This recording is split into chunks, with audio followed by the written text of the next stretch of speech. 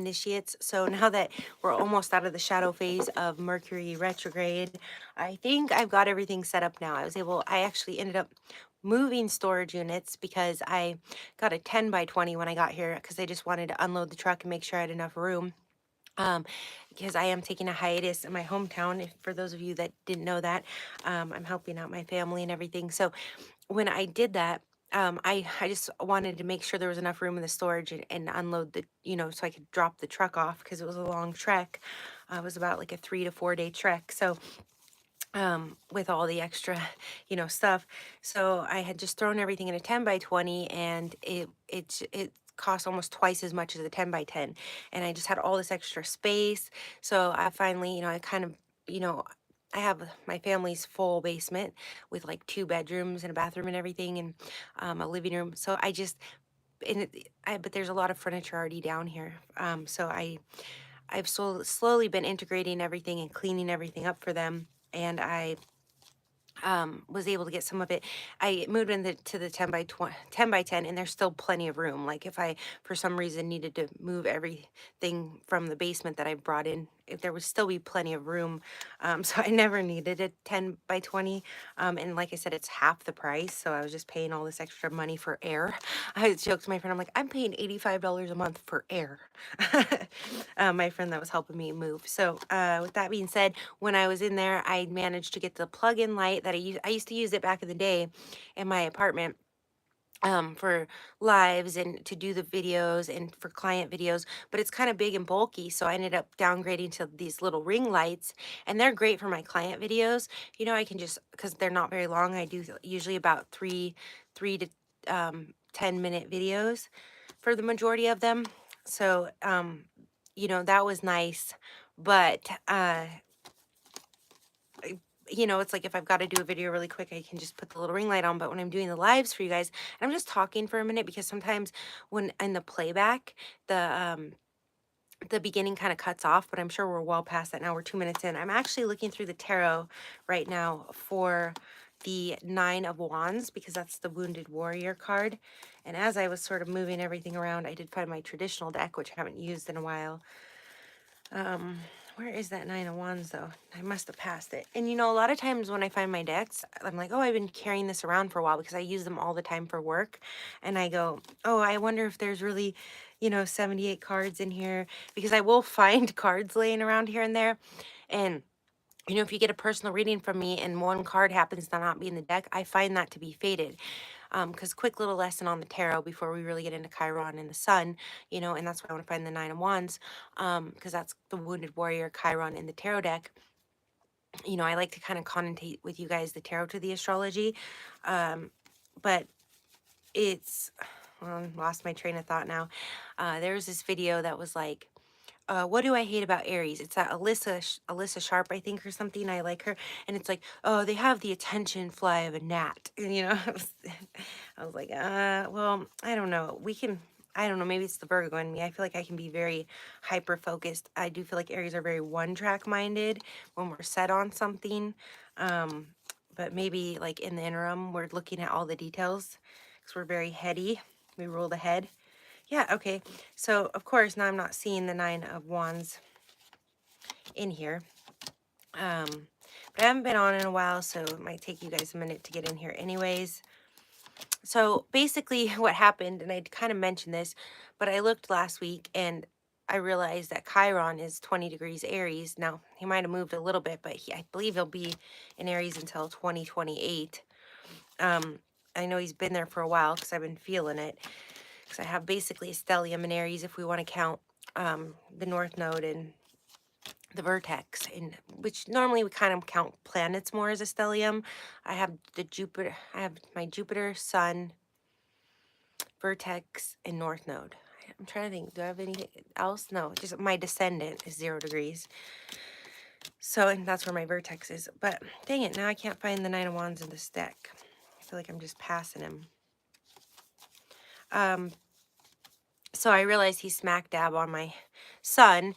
And so I was all excited because I'm having my North Node return. I just had my Jupiter return. It's all in my 7th house. I'm like, oh, I'll probably get married again. And then all of a sudden, I realized, oh, during all of this, and it was when my solar return, was happening in April. Um, it was just all happening. I'm like, oh, this is it. And then, you know, oh wait, no, Chiron's on my son. That's why about 2.5 years ago I got hit by a car. I still haven't been medically treated properly. You know, there is legalities. All I really have to do is find a chiropractor that will agree to like treat me on a plan. Um, but I came back home think because I have like the best chiropractor in the world here, and he retired 4 years ago, which I didn't check on before I got here because I'd gone to him for years and years. I'd even visit and go to him. So it's so bizarre, the Nine of Wands. Now I like want to count the deck because there's 78 cards in a deck. So if I count it, then I know. Um, or I'm just missing it. Here's another deck right here. Let's see. Um, oh, now that so basically back to like I believe that tarot is, and actually somebody taught me this, an occultist. He's like a hermetic, which for those of you that don't know what that is, it's kind of like the foundation of occultism. And I told you guys I want to do a video kind of going over the Hermetic principles. I have a book on it called the Compatibility, and then there's like this whole thing with conspiracy theories and like the Cabal or whatever. But um, he came to me one day and he just started showing me, he had laid the tarot deck out, and like I have the picture somewhere, but he did like the major arcana in a circle and the minor arcana in a circle, and like there's all these different, you know, things with it. So he was telling me, you know, that basically what the tarot is it's a snapshot, you know, because everything is energy, right? And vibration. So it's a snapshot of it's so we have the macro, right? That's like our 3D, we're living in it, our environment, you know, the energies that we're picking up on. So basically what the tarot does, the way that it kind of knows what's going on or can give us clarity, is it's a snapshot, almost like taking a picture. So it's like kind of like a candid picture, right? Like if everybody's moving around and you snapshot and they're like in motion and they're all cute, that's basically like the tarot. It's the micro of the macro. So, you know, it's getting a snapshot of everything in the macro, you know, in a spread, basically. And then we interpret it, kind of like a picture is worth 1,000 words. You could sit there and there could be like and it reminds me more of like a group setting kind of candid photo, right?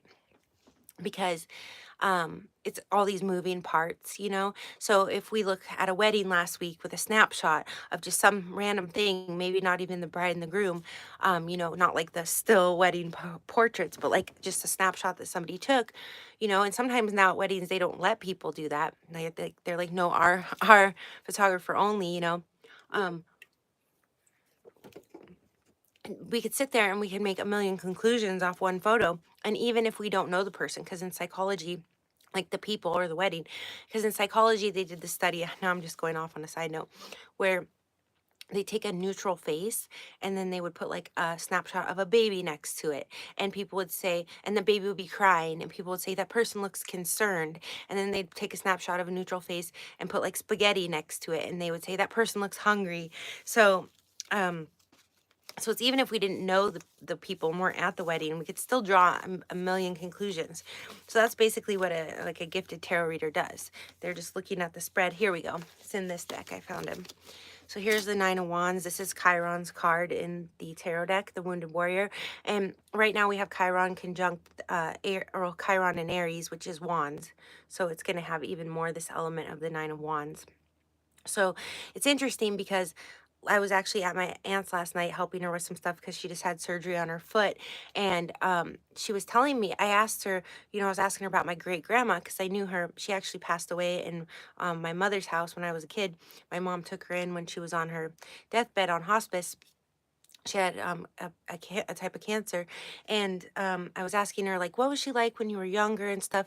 And I go, because she was an Aries. So my grandma was a Pisces, but both of her parents, they were married. They were both Aries. And my great grandfather passed away long before I was born. But my great grandmother I met when she was much older. She was an Aries. And I remember her, I was asking my aunt, I remember her like being involved with something with tarot. Like there was a woman that was a reader. And then um, I remember and so I was just kind of asking her about that. And you know, my grandma and their great grandmother were really into angels, like angel books and things like that. So I was kind of digging, to see what my aunt could remember. And I go, you know, what do you remember about her? And she goes, I just remember that when she was in Seattle, she got hit by a bus and she was never the same after that. And I go, really? She got hit by a bus, you know? Aries are very accident prone. She also, I remember my mom telling me, be very careful when you're cooking, because that same great grandmother had gotten burned by like oil or water, and like had a, scar, like a third degree burn, which, Aries are prone to accidents, fire, things like that. Um, so it's interesting that I got hit by a car and it's really affected me when Chiron is pretty much conjunct my sun, and it's a slow transit. So it happens every 50 years. So we're kind of segueing into the actual topic now. Hey, Irene, thank you for joining us. So, um, so basically, and I have my software, which I'm getting all situated. I don't pull it out as much because it's on a little bit slower computer, but it only works on Windows, and I use like Mac for everything. But it's the best software for sort of like I could pull up right now. I could go back in time, and I do it when you guys order on rotation411.com and you order my bigger packages. That's sort of what motivates me to actually pull the best software out. Otherwise, I kind of just do everything quickly, or I do it, by observation. Like today, I was kind of reading up a little bit on Chiron conjunct Sun, interpretations, but we're really going to go off of something that came to me that I didn't read anywhere, when we get into it, as far as Chiron conjunct Sun, because the Sun is the father, and that's sort of the theme that we're going to go on here, along with identity. Um, so I, when I pull up that software, I can go back in time. So I could literally go back to the day that I got hit by the car 2.5 years ago, and see like, okay, Chiron was 4 degrees from my sun at that time, probably 2 to 4 degrees, which would be interesting. And I will look it up eventually when I pull the software out. And a lot of times for you guys, it's like everything that I have in my database, really divine timing database.com is the best. We can plug in a date and see the transit. So I could plug in the date and see what the degree was. But I love that software. It's like $500 software because you can just go like back days and weeks and see how it's changing. And I've even played with like AstroSeek and all that, and it will animate certain things, but not the same and not as convenient. Oh, thank you, Irene. Thank you. Okay, so basically, it was like the end of March. We had so we're going to talk about like two transits here. Sun conjunct, and so I'm a little behind on the collective transit. Sun conjunct Chiron was happening collectively in Aries the end of March. So like March 24th, the Sun was conjunct Chiron in Aries. That's when the Sun happened to be transiting and past Chiron. But then we also have the transit of when, just for you collectively in the next 50 years, that Chiron will be transiting your sun, if that makes sense. Okay. And then we're going to kind of touch on, if you meet someone whose Chiron is conjunct your sun, that would be Synastry, right? Um, and I've really more observed this with Mars recently. So I'm kind of going to use that probably a little bit. And I might have mentioned that previously. And the other thing we're going to talk about is natally. And so this is what I was kind of reading up on more. If you are born, like say your birth chart is snapped and locked in, and you were born with Chiron on your sun, and so that's going to flavor your whole life and your whole identity, because the sun is your life force, your identity. It represents the father. So kind of touching on, men are from Mars, women are from Venus. I love that book. I like to reference it. I like to just, especially astrologically, Venus and Mars are the eternal lovers. They're very important for relationships. Obviously, we know that about Venus and Mars. But the sun and the moon are the very similar but different. So when we're talking about male, female, anima, animus, energy, like the yin and the yang, these are universal themes. We're talking about the sun and Mars are the masculine figures, and Venus and moon are the feminine. So the sun is to the moon what Venus is to Mars, or vice versa. Um, so kind of going back into Chiron, just really quickly for those of you who don't know, he's an asteroid, and he is the wounded warrior. So wherever he is in our chart, depending on the house or the sign, he's going to represent, where we've possibly, if you guys know, I don't read past lives, but I do know in astrology and tarot indicators of past lives. The only reason I don't read on them is because I personally haven't had any revelations. I I don't know if it's just like I was raised Judeo-Christian, and so I have a foundation where there's no past lives. But I'm open to it. Like if a reader comes to me and they're like, you know, I know that you were this in a past life, I'm definitely going to listen with open ears. But more what I've told you is people kind of come to me and they're like, okay, here's the tarot and here's something you didn't know about it. which is kind of why I've become a tarot reader. So I just haven't had those kind of mentors or revelations about past lives. So I'm not going to speak on something that I'm not well versed in. But if there's an indicator of it, I will say, hey, this is an indicator of it. Because you never know. You might get another reading, or you might have a dream of a past life and you might connect the dots in a certain way. Okay. So when it comes to Chiron, it's basically like our mortal wound, and there is Greek mythology about it, which I should have read up on. But I think it's Andrew Pearson's one of my good subscribers on here. He knows a lot more about Greek mythology, so I don't know if you're in here, Andrew, but maybe you could say something about the Greek mythology of Chiron. I was reading up on it not too long ago, but basically, Chiron was a centaur, which is half man, half horse, I believe, which is sort of like Sagittarius, right? And so he got wounded, and he had a mortal life, but the wound was so painful and it wouldn't heal. And there was some sort of ally that he had. This is like Greek mythology for beginners right here. Um, it's like I can teach dance, beginner and intermediate, but I couldn't teach advanced. I can teach Greek mythology beginner, but I can only teach tarot and astrology advanced. Okay. So basically, beginning intermediate advanced. So basically, he had this wound and it wouldn't heal, and he was working with another really prominent character, like they were in war together. Um, and so I can't remember who that was off the top of my head. So if one of you know that, shout it out. But so he basically ended up trading his immortal life because this wound wouldn't heal. I think it's in a nutshell. So it's a very painful wound. It's a deep part of our core, and say you have, just real quick throwing this out there, if you're dealing with Chiron and Pluto, Pluto is our deep psyche, our subconscious.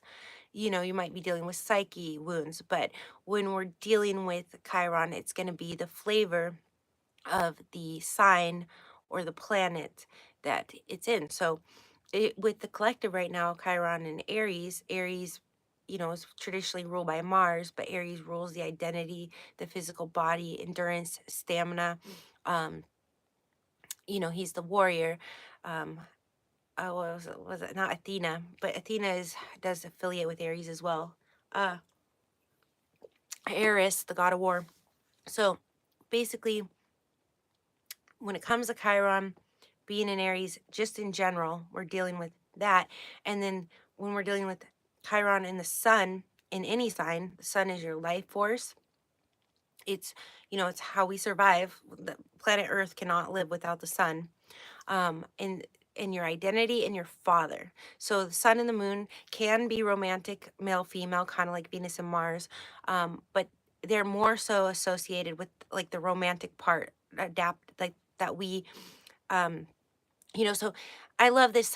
It is an actual psychological theory. I don't remember the exact one to reference right now, but when we're like dealing with adult romantic relationships, we're dealing with the inner children, right?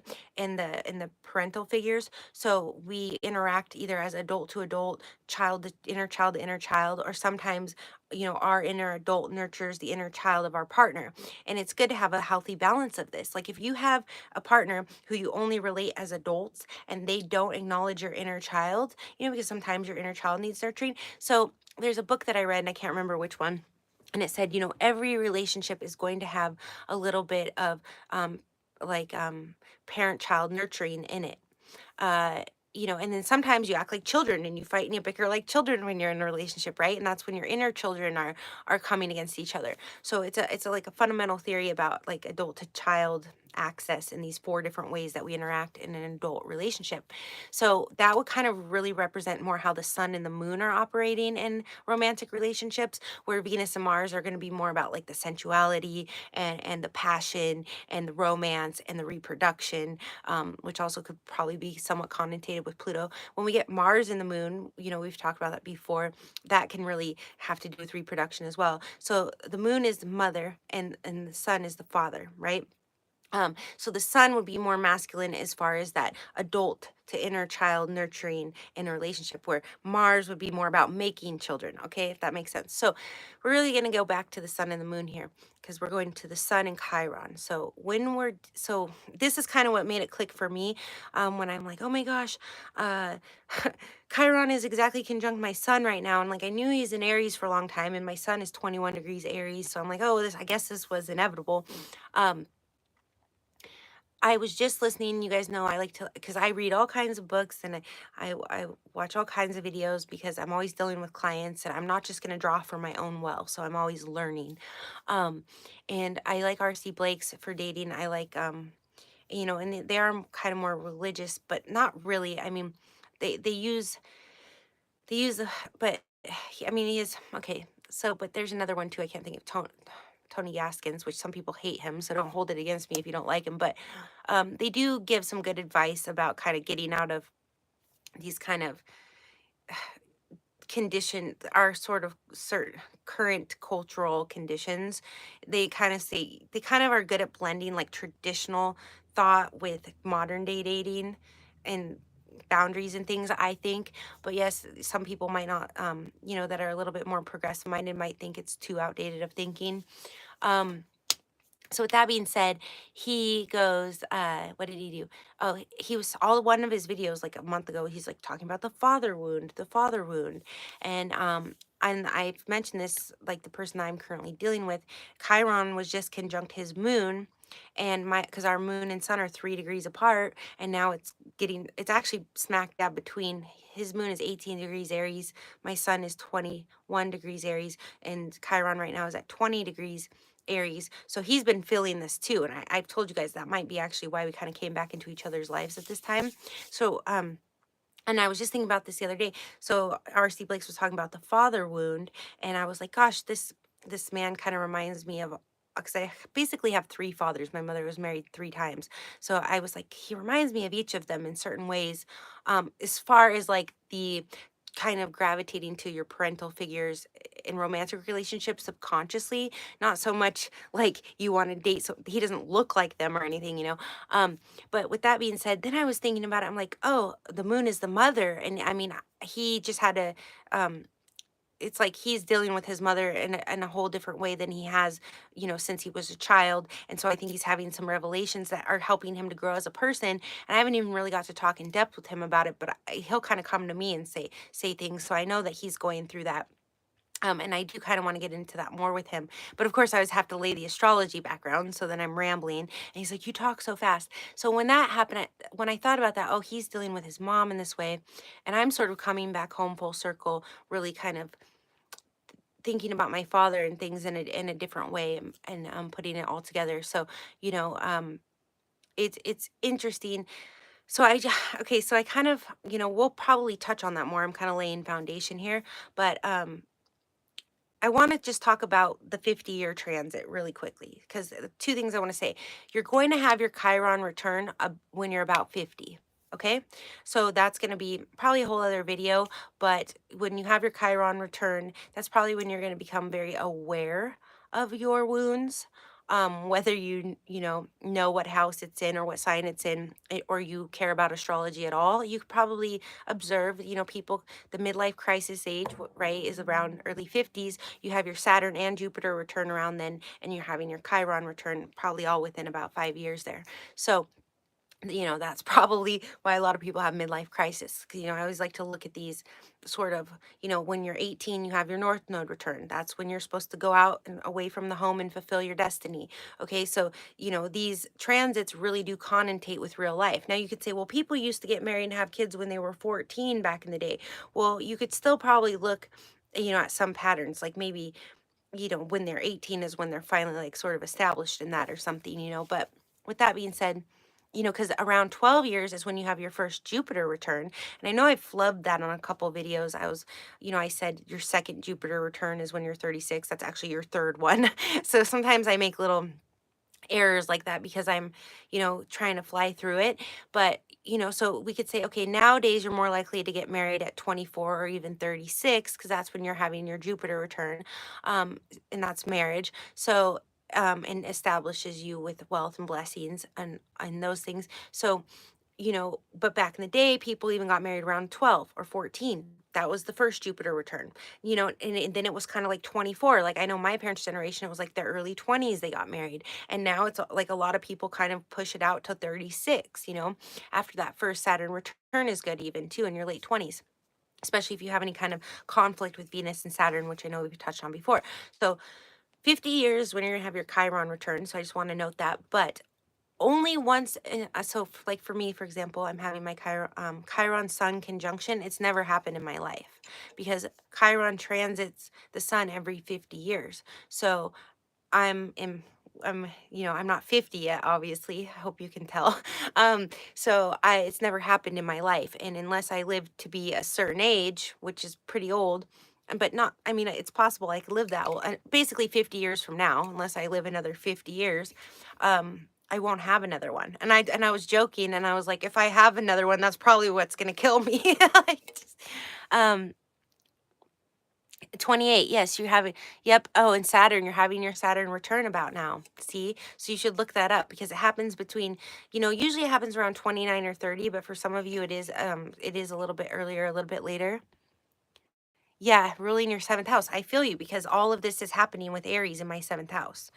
And Saturn in the seventh house, it's good because you are going to be very serious about partnership. You're not going to accept anything that's frivolous, but it's challenging too. It has like its restrictions. I'm trying to think. I have another sort of um I have my IC in Capricorn, which almost I feel like can kind of have that similar feeling of Saturn in your seventh house, just this real restrictiveness in areas where there should be sort of nurturing. Like, the IC is normally Cancer's house.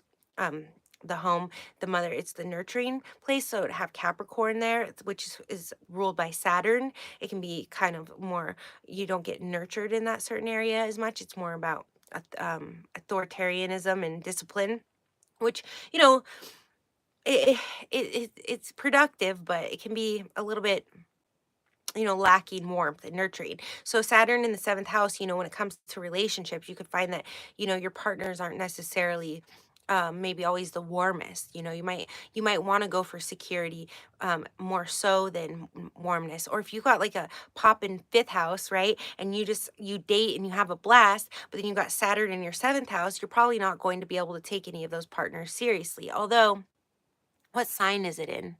What sign is your seventh house in with Saturn? So we're gonna cover a little bit of natal and a little bit of so we're covering so now that we kind of talked about the transits, let's cover natal really quick. So we're gonna do natal, and then there's kind of two types of transits I'm talking about here, and then we'll touch on synastry. So I'll hit those on, me, I'll segue a bit, but let's hit those 4 points. But we already did kind of talk about um Chiron transits every 50 years. So for some of you, it's only going to be conjunct your sun once or twice in your life. And that's one type of transit, right? The other transit was the collective transit that happened late March when Chiron was conjunct the collective Chiron was conjunct the collective sun. That was the collective transit. But we're going to talk about natal transit primarily. And that's when Chiron is going to be conjunct your sun, because for me as an Aries, of course, it always has to relate back to me. Just joking. Not all the videos do, but of course it helps me relate. That's what's happening for me right now. Okay, I'm just like blocking the light here. Ruling my seventh house, is this natal or okay? I've been wanting to be in a relationship, but I date and never been in a relationship. Yours is in Pisces. So is your fifth house in hold on, go back 2 signs in Capricorn?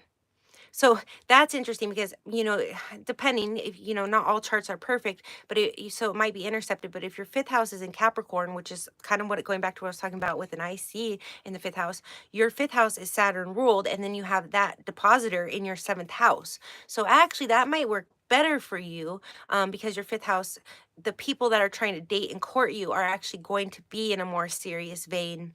Um, with what you're meeting in your seventh house, instead of it being like you're having a blast in your fifth house and then, can't lock it down in the seventh, you're going to have very serious suitors coming to you in the fifth house if it's Capricorn ruled. So get back to me on that in a second, what your fifth house is in, or, hopefully it's ruled by Capricorn if you have Saturn in the seventh, because then you're going to have more alignment there. But if it's intercepted, let me know. Okay, so So let's quickly just touch on if you're born with Chiron conjunct your sun, because I feel like what I'm going to say about that's going to be a little bit quicker. And then the transits is going to be a little bit more here and there. And then synastry kind of quickly too, but I did touch on a little, and we'll probably touch on it throughout. Okay, so if you're born with Chiron on your sun, and I was reading up about this a little, but we're going to kind of go back to the theme of the father here, which I didn't read about, but is what I realized about the transit. Um, if you're born with Chiron conjunct your sun natally, and that again, that's going to be your whole life. Not your whole life theme, but you're going to deal with it your whole life, and especially with the sun, because that's your identity. And in 99.9% of your charts, if you guys go to divinetimingdatabase.com and you run your cosmodines, that is your shows your power. 99.9% of you, all of your most powerful planet, or no, normally your most powerful sign will be the sign that your sun is ruled by. Not your most powerful planet won't be the sun, usually. It'll be the most powerful sign in your chart will be the sign that your sun, which is why we read horoscopes, right? So yes, generally, real quick little side note, when you're reading your horoscope, and this has nothing to do with tarot readings when they're like sun, moon, rising, Venus. Again, that's a snapshot. That's the energy you're tapping into. When you're reading your horoscope, the most accurate horoscope is going to be your ascendant generally, but also your sun. And the reason it's your sun has to do with the fact that your most powerful sign, which is right, you're reading the horoscope of that sign, is your sun sign, but it's not your sun isn't usually the most powerful planet. Like for me, my most powerful planet is actually my axis, my midheaven, which career wise, I don't, that's a whole other video, but that doesn't really make sense. But so, well, there's a bunch of squares to that. So that's why it's so powerful. It's not harmonious. So you can see the harmony in the discord there too, which is cool. So again, if you want to check out your cosmodines, go to divinetimingdatabase.com, create your database, put your birth chart in, and you can run all different kinds of charts just by entering your ID number. But and you can do the cosmodines, and I guarantee you, if you guys go check, and I think I've done a video kind of showing you, your sun sign is going to be your most powerful sign. Then your ascendant sets up your whole house system, and that's actually what the horoscope is written on, is like, okay, if your ascendant sign is Aries, then your seventh house is most likely Libra. So if you're reading a horoscope, it's going off of where the planets are falling into that ascendant sign. And so yes, your moon sign, as far as horoscopes go, really it's nothing. The moon is very important, but it's important when it comes to familial relationships and romantic relationships, and more so as far as building a family with someone, building a life partner, a life, a home, because the moon is the home. Your fifth house is in Scorpio. Okay, yeah. So, when you date people, you might really like to kind of bond in private environments, and you might feel really comfortable. You might want to date someone more so that's like a family friend or something. Because I feel that Scorpios, we're gonna do, so I've been in my mind, Scorpio sun Aries moon video big 144, it is coming. I got the new thing, I've got all this storage now, I've been mulling over it. I am actually, it's funny, I'm very close right now to a Libra sun Aries moon, and I need to pop back in and see what I said about Sagittarius rising there, see if it lines up. And then actually his mother is Scorpio sun Aries moon, so I'm sitting here trying to unravel that in my brain, but it's going to help me do the Scorpio sun Aries moon video. I know you guys have been waiting for that. It is coming now that I got this light too, that's going to make life easier. So with that being said, if you're born with sun conjunct Chiron, okay, you can timestamp it here, you guys. I'm gonna go from here. You I'm like, oh, I think I have a visitor. Hold on. Do I have an eavesdropper? I'm like yelling down here. Okay, so sun conjunct, so Chiron represents, or the sun represents the father and the identity. And Jupiter does a bit too, but it's more the spouse. But I did notice a lot of women, I can't remember if it's Jupiter in the seventh house or Jupiter in Aries, because I have that. But I was looking up like Lauryn Hill, Marilyn Monroe, a lot of these people have one or the other of those. And a lot of those women will take their father's name and become successful with it. I don't know if I did a video on that, but I did do like a whole rant on it. And I'm trying to get better because I put my astrology thoughts and rants like in my notes or on my personal Facebook, and I need to get better about actually putting it on like the rotation411.com one. But then I get frustrated too, and I'm like, oh, lucky, and I don't want to scare you guys away. So I need to get better about actually putting that on there for you guys. But Chiron conjunct Sun. So Sun is the father, the identity. Chiron is the wounded warrior. So if you're born with this placement, I was just reading some of this, but I'm not going to tell you some of what I think to it with it. This is primarily more what I researched on though, was the natal one. Um, they say you could be very shy in demeanor. That your wounds are going to be very apparent to you. So you might be somebody kind of like a scorpionic flavor, especially if you have this in Scorpio, the Sun conjunct Chiron natally. You're going to be someone who, it said like you'll want to do a lot of shadow work. If you have it in like Aries, you're going to be very self-aware. You just really are going to be like, kind of, I could see this playing out in two ways. Example wise, now they said, you might be really shy or you might be like hypersensitive. Like if people kind of, because the sun isn't so much about well, I don't know, the sun rules Leo, so the sun does have a lot to do with like having a healthy ego, having a healthy identity. So you're either going to be very sensitive to like issues of the ego, or you're going to be very shy and not wanting to show these things. So if you did have like a very brutal childhood, and for some of these people, they might have some severe father wounds. And I don't necessarily think it's going to be, it could be like abandonment of the father, depending, especially like say if it's on, well, if it's on the midheaven, like you have Sun conjunct Chiron natally on the midheaven, you might feel immense pressure to fill your father's shoes, whether that was due to his absence or due to, him wanting you to, follow in his footsteps, because the midheaven is also has to do strongly with the father and success and status. So it's really going to be about father wounds here, with, and that's what I should have titled the video, that Sun conjunct Chiron, father wounds, and that's for the transit, that's for natal and synastry. If you, so I told you guys I kind of go back and forth, so it's better to watch through when I get to the meat and the potatoes. Like if you meet someone, especially like if you're a female and it's your son, well, even a male, because my first husband was a lot like my mom, Capricorn in certain ways. So sometimes even our opposite sex partner can represent the other parent that, that is the opposite, right? So if you have Sun conjunct Chiron in synastry, you, especially if it's like somebody's Chiron on your sun, you have met someone who is going to highlight, issues that you have with your father. Okay. And they may bring healing, but before healing, there may be a lot of pain and destruction. That person may, for you may not even be able to stay with them, because, so it could be sort of like they come along and they're the first person that actually gets what you went through, and they help you heal through it, and it's all graceful and beautiful. Or it may be that they come along and they stir this up in you and they poke at it, especially if it's not a romantic relationship, like if it's a boss or a friend or something, they may just really get under your skin. You may get stuck with like a boss that is just like your father, and you're like, I hate this job, I can't wait to get out of here, because you don't have like that nurturing element. But Chiron is very healing. That's one thing I do want to emphasize here that I haven't really touched on. So yes, it's going to highlight your wounds. So if you have this natally, you are actually going to be someone who most likely likes to do shadow work. But you may be one of those people, and I mentioned this with other things, where your skin is inside out.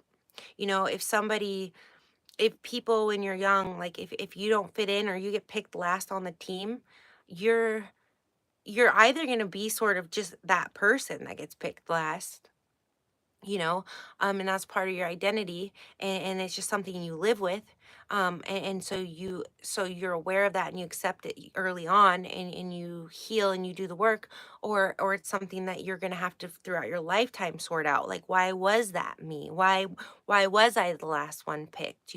Was I not fast enough or strong enough? This is just an example in one area. And then with the sun, that's your life force. It's generally not a negative ego. Unless you have like Mars square your sun in your natal chart, then you might have some issues here with having to overcompensate and be the toughest and be the fastest because you were picked on when you were young. But if you have like a healthy sun, like Mars trine sun, you might just get really athletic and become the fastest and the strongest. But with Chiron there, you might always just feel like it's not quite good enough, and it might humble you and you might become very humble. And so you might end up being the best athlete, in whatever class that you're in, but you're never going to quite feel like it's good enough. And you're always going to be very humble. And when people compliment you, you're just really not going to be able to accept it. um, so it's kind of what I was reading about. If you have it natally, it's like two extremes. You're either going to be extremely humble because you just know that you lack in these certain areas of like identity, maybe, you know, you just know that your father is never going to be proud of you, or you just know that your father's a totally different personality than you, so you're never going to be able to do the work that he does. Um, and so you just find your own way through other parts of your chart. Or it can be, depending how it's aspected, it can be a real burden and a real crutch to have Chiron conjunct your sun when you're born with it. And it's definitely going to be a lifetime process, something that's very prominent in your life, something that's very at the forefront because it's your identity. And again, so we have to look to the other aspects to see how you're going to handle that, what kind of support system you're going to have. But you're definitely going to be very highly sensitive. You're going to You may or may not get hurt easily, but you're always going to feel this pain that you can't quite soothe, you know um and I do think it will make you very self-aware, and it will make you most likely humble, if not just from the gate. Definitely over your life you will be humbled, but it's going to be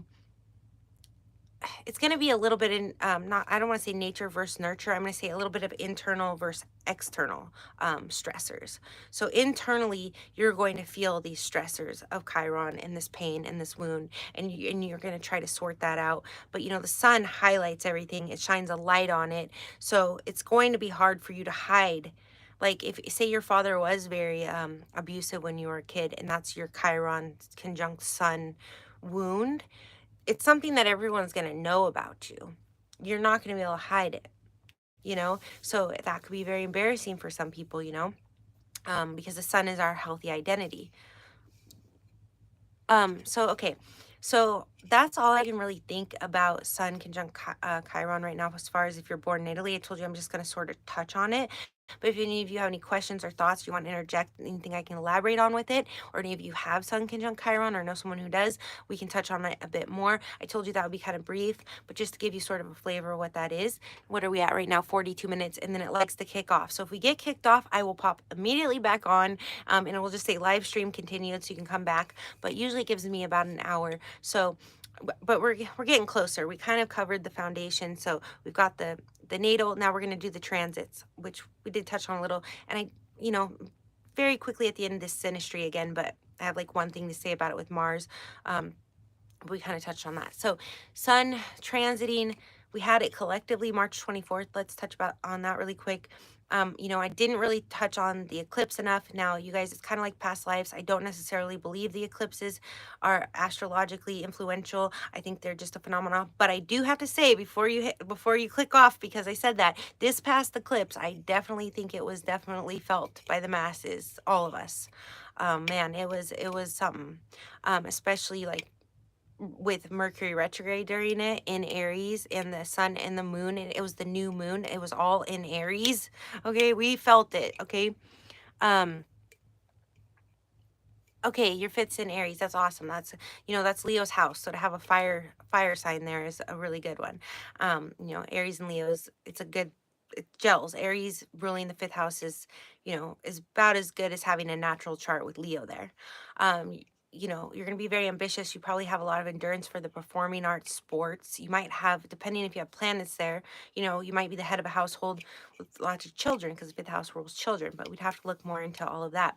Okay. So that for the collective March 24th. And I've got to get better about popping on as things are happening real time. You know, we all may have at the end of March been reflecting on our relationships with our fathers, whether they're, alive or not. So it'd be interesting. What do you guys think? Did you have anything come up with your fathers like late March that you could know? Because I'm sure we all could. Even me, I have it, um, like I told you, conjunct right now. A 50-year transit, Chiron is on my son. He's going to be on there for at least the next few months. Um, and I just like pulled a bunch of stuff out of storage. I don't know if I was telling you guys in this video or in the audio test video I just did right before this. My friend was helping me carry all the stuff in, and my father's ashes were in one of the things, and he left it outside. It's like this big thing, and I have a couple of precious things in there. It's like a little chest thing. And I go, his ashes are in there, because I go, I don't really want to leave that outside. He's like, it's no big deal, because we were carrying something else. And I'm like, um, and then when we brought it in, I'm like, it's because my dad's ashes were in there. And then I'm like, it's kind of weird that I leave them in storage. But I'm like, I was kind of in this weird place when I got here. Like, I don't know where I want to keep I don't know. I'm Pluto in Scorpio in the second house. So I'm very possessive of my possessions. So it's like, where do I want to keep my hidden treasures? I got to keep them hidden because it's Scorpio, right? So anyways, with that being said, so I did, I reflected on that. Oh, Chiron conjunct Sun's the father. I'm contemplating, where to even keep his ashes. It's only a little bit of them in like a tiny little urn. I put some of them in the lake. It was really beautiful. It was the lake where I grew up. It was really nice. I mean, they shimmered in the light. It was really beautiful. So, and it's like I'm visiting my homeland. So it's more the motherland, right?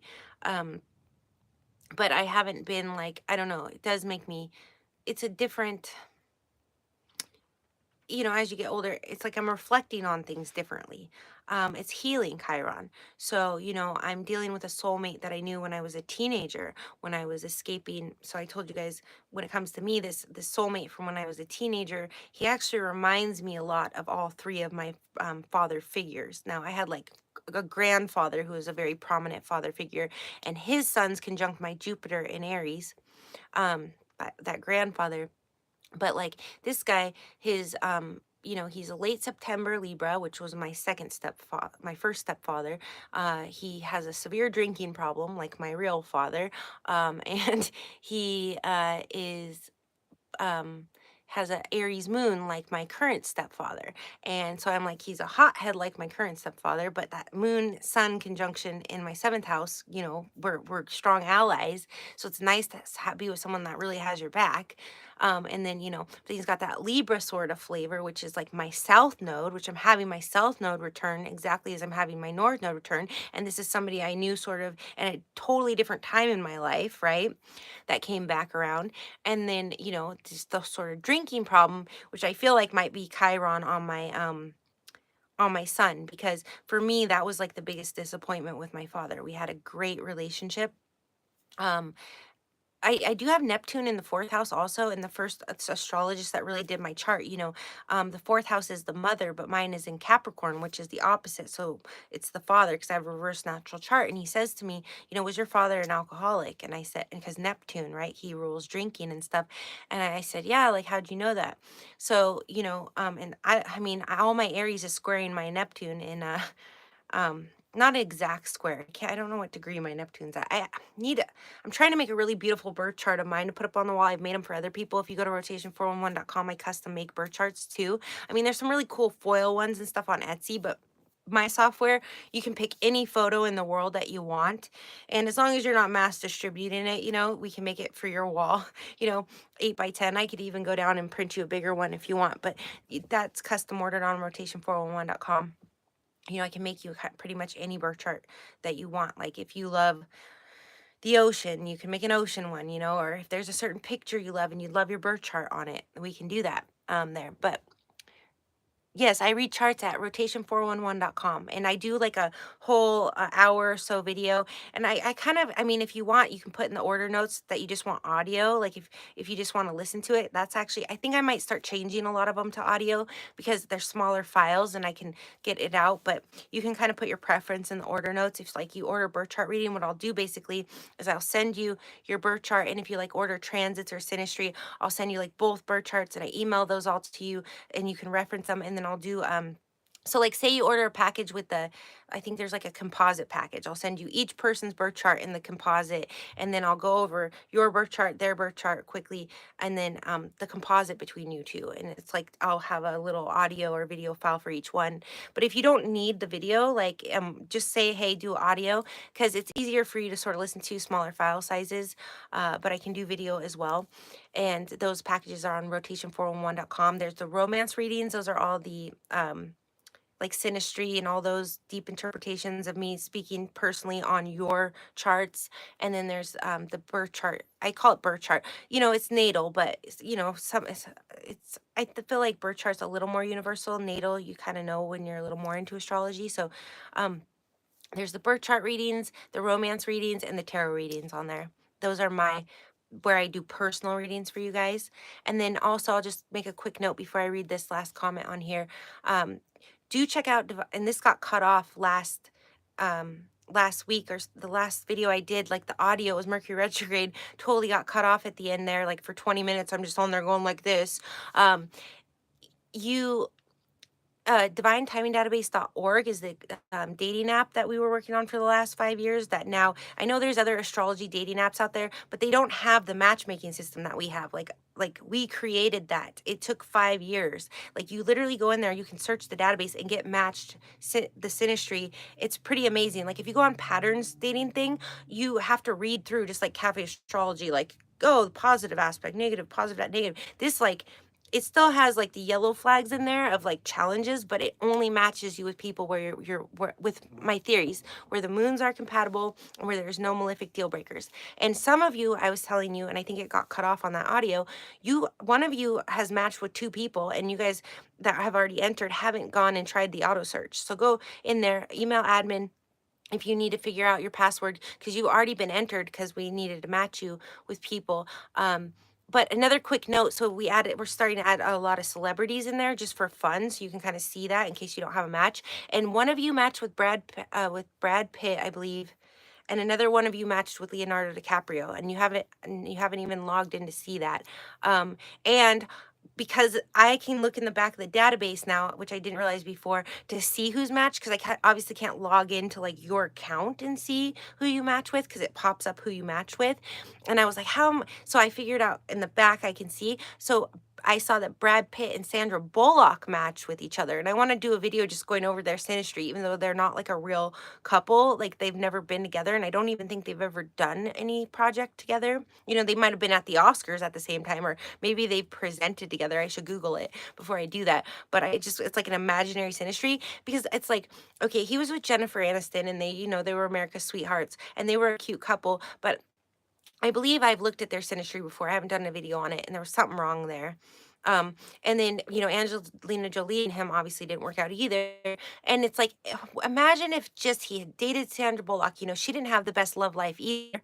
Imagine if they had dated. They have the synastry to have lasted a lifetime together. And I think they would have been a pretty cute couple. Yeah, I mean, it's like one you would never think of either. So when I saw that, I was like, oh my gosh, that's actually not a bad couple, honestly. If I mean, I know Brad Pitt's like, maybe some people might think like he's like too hot or something, but I always thought she was a cutie, like she's beautiful. So I think he's a Sagittarius and she's a Taurus, but she might not be a Taurus. I might be wrong on that. But I just saw that they match. Their moons are compatible and they have no malefics. So we may just do like an imaginary, what if Sandra Bullock and Brad Pitt had gotten together synastry video soon? Because, maybe they would have had better love lives. Like maybe it would have been past that way. They are such big power people that it's like they probably just they never got together that way. She was with her crew and he was with his crew, and they never worked on a project to like get to know each other in an intimate way.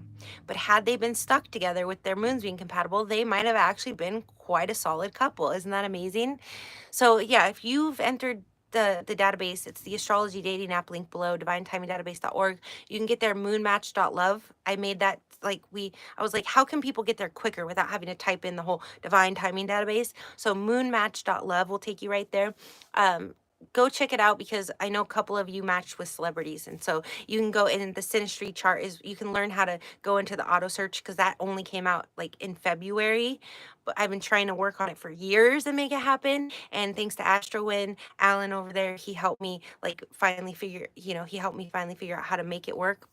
So uh it took a long time for me to figure out, a lot of trial and error. And so yeah, anyways, you'll speak two people, me and someone else, might as well engage with the only ones engaging back. Well, actually, at a certain point, there was 7. Now there's 4, and the number isn't always right either because it'll tell me there's 0, and I'll be like, "Are you guys here?" And someone will be like, "Yes, I'm here." But I really want to get, because I do like to leave this also for the playback. So I really do want to kind of, and I do answer your guys' questions as we go. But in one of these days I might do a live where we could just do, go over your guys' charts. But on the playback, if somebody clicks on this video and they want to learn about Sun, conjunct Chiron, there's a lot of that in here. So going back to just sort of Chiron, when Chiron is transiting your Sun, which may only happen at the most, unless you live to be over 100, it's only going to happen maybe twice in your lifetime, once, maybe twice. So it is a very crucial time in your life. It's going to really be healing for you, whatever issues you have with your identity or your father on those themes. As far as your physical health, you could have some kind of injury. Like I told you guys, for me, this transit of Chiron over my Sun, I was in the best shape I've ever been in my life. I'd healed all my injuries through a lot of different, I love Eastern medicine, so chiropractic, acupuncture, years and years and years of that, from a snowboarding accident, from a car accident. I was in tip top peak shape. I was a dancer when I was younger. I was dancing. I was, getting really back to just the best shape of my life, and bam, I got hit by a car. And I've had no restitution, no nothing. Nobody was there to help me. A lot of people scoffed and acted like I was overreacting, and I've had just severe pain. I've been pretty much house ridden since. Like I'm always working like 3 or 4 jobs, and my astrology clients, because I work on several platforms, are my primary source of income. But I mean, even then I have a hard time some days just getting logged in. So it's been severe pain. I have to take, I don't take any severe painkillers, but I take ibuprofen like every single day, which isn't good for your liver. And I've actually not been able to get the kind of chiropractic care that I was even able to get prior. So this Chiron transit, my Sun, has definitely impacted my health, my stamina, my physical body. And normally when I have some sort of issue, I kind of align myself, do my like law of attraction exercises, pray, and I kind of find the way. And I've prayed and prayed, and I've been like, okay, just help me find the right chiropractor. My chiropractor that I had for years, that was wonderful. And I'm not like trying to go on a tangent, but like, woe is me. I'm just telling you that when Chiron transits your Sun, you're definitely going to feel it in your physical body. It's going to highlight your father wounds, but it's going to heal them. So you're going to learn a lot if you're self-aware at that time. Just kind of like the people that have this natally, you're going to become very aware of your shadow. It's definitely going to be, I feel like I've already had an ego death, like in 2018, probably around that time. But it's that, like, there's things like with this guy that I was kind of talking about, who kind of touches on my father wounds a lot. There's things he's said to me that I don't know if other people have said to me before about my flaws, that I'm like, oh, okay, yeah, I'm really able to hear that, so it's, whether you're going to accept it or not, or hear it or not, you're definitely going to become aware of your ego flaws and where you make people feel bad. And, you know, um, yeah, so again, it's going to happen once or twice in your life. So it's a very significant transit. If you guys have experienced it, like if you look back and you're like, oh, Chiron was conjunct my Sun when I was whatever age, or it's coming up for me, put it in the comments below, especially on the playback. I'd love to hear about it. I'll definitely research it more. If this is something that you guys kind of vibrate with, maybe I'll do a part 2 on that. But yes, it's a very significant transit. You're going to feel it in those areas: physical body, stamina, endurance, father wounds. For me, as far as the father, I feel like it's been more of a healing experience. Ego, the Sun rules Leo and is exalted in Aries, so it has a lot to do with having a healthy ego. Um, because Aries and Leo have healthy egos, very healthy, too healthy. Sometimes it gets out of control, okay? So it's keeping that in check, all right? With your identity and your ego. I love, and like Leos are one, like pretty much one of my favorites aside from Aries, but I love you, like all of the signs in different ways. So anyways, and then as far as synastry goes, again, if somebody has their Chiron conjunct, and I mean, I guess we could touch on like, if you, basically the way I see all aspects is like, if it's a trine, okay, a conjunction, you know, most astrologists say it can go either way. Like Mars conjunct Pluto is actually kind of more of a negative conjunction, but it is a very powerful conjunction and can be used, you know, can be used in a good way, but it might destroy you in the process, especially in synastry. So be careful with it. You know, or you could become too greedy or powerful. I was just thinking like power cuss babies. I'm not gonna make that note right now about that because I know people that have Mars conjunct Pluto, and I've talked about this before. Like that can represent, like it can, like Eddie Murphy has Mars conjunct Pluto in his natal chart, and he's one of the most powerful, best. Well, I guess it's up to debate who's the best, but he's one of the most, you know, known, powerful, highest grossing like he's up there, probably, like I don't know if he's higher than Kevin Hart, but he's up there for all-time comedians, okay? And I think that a lot of that power comes from Mars conjunct Pluto, okay? But also it can indicate being, you know, you know, people taking your life, or are you being a target, or you know, being too powerful and being taken out too. So you know, that's one that can lean negative. So Chiron conjunct Sun is going to be the strongest, obviously, that you're going to feel this. So in synastry, yes, if somebody's Chiron is conjunct your Sun or vice versa. So if your Chiron's conjunct somebody's Sun, you're going to bring healing to them. You're going to highlight their ego issues. They're either going to appreciate that or not. You know, again, depending on the signs and the other things and all of that is going to show you how well it's going to be received. But you know, if you note this in a synastry chart, and you're definitely going to know what it is. Like you're going to go, oh, that's why when I bring up, say your Chiron, oh, that's why when I ask about their father, they shut down, you know, or that's why, you know, they said I remind them of their father, like even if you're the female partner in the relationship, you know what I mean? And it's going to help you unpack a lot of that. If it's a trine, this might be a more positive thing, like, oh, you know, my father passed away and you remind me of him, you know, and it gives me security and comfort, you know. It's same with the sextile, be a little bit softer. You might do or say something like their father, because that's the sun. Or you might bring them physical health, you know, you might be one, you might find with like your masseuse or your chiropractor or your doctor that that their Chiron is conjunct your Sun or trine or sextile, okay? Now in a square, this might be, again, sort of how I said with the conjunction like early on, that could be someone that agitates those things, or really like you want to get away from them because they like remind you too much of the negatives of your parent. um that might be a square. Like you might start dating someone and like you're like, ooh, they're too much like my father. You know, that could be Chiron square Sun. And again, it could even be if you're a male and it's a female partner that does that to you. But yeah, so let me just think. So if you're the Sun person, obviously you're going to be the one annoyed. If you're the Chiron person, and in like, say you have somewhat decent synastry, but this person's like, no, you just remind me too much. So I've said other aspects, like you remind me of someone, like that song, Usher song, you remind me of a girl that I once knew. This is going to be like, you remind me of my parent too much if you have Sun square Chiron, you know, or maybe not too much. Maybe it can be worked through, but it, um, it's not necessarily a malefic where it's going to break you two up. But if somebody's saying these things, you know, do know that if there's a Chiron aspect to the Sun in there, they're not just saying it, like they really feel it. So validate that and try to work with it. So anyways, you know, we're at about a little over an hour now, and this does tend to kick out on me, and then sometimes we lose the last few minutes of the video, so I'm gonna head out. But if you want to find your perfect synastry match, there's a bunch of people in there, so you know they're waiting for their matches. Some of you need to get in there to the auto search feature because you have matches in there. Moonmatch.love or divinetimingdatabase.org. The links are all below. If you want a personal reading from me, rotation411.com. And if you want to make your own free astrology database and look up like your cosmodines and your transits and all that stuff and kind of self-research and study, it's divinetimingdatabase.com. Sorry, .org is the dating app. .com is the free database.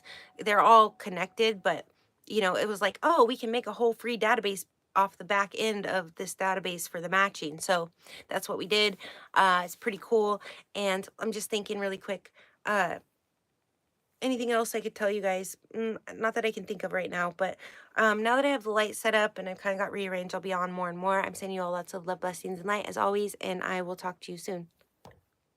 Oh, and keep an eye out for the Scorpio Sun Aries Moon video because I am going to start working on it again. All right.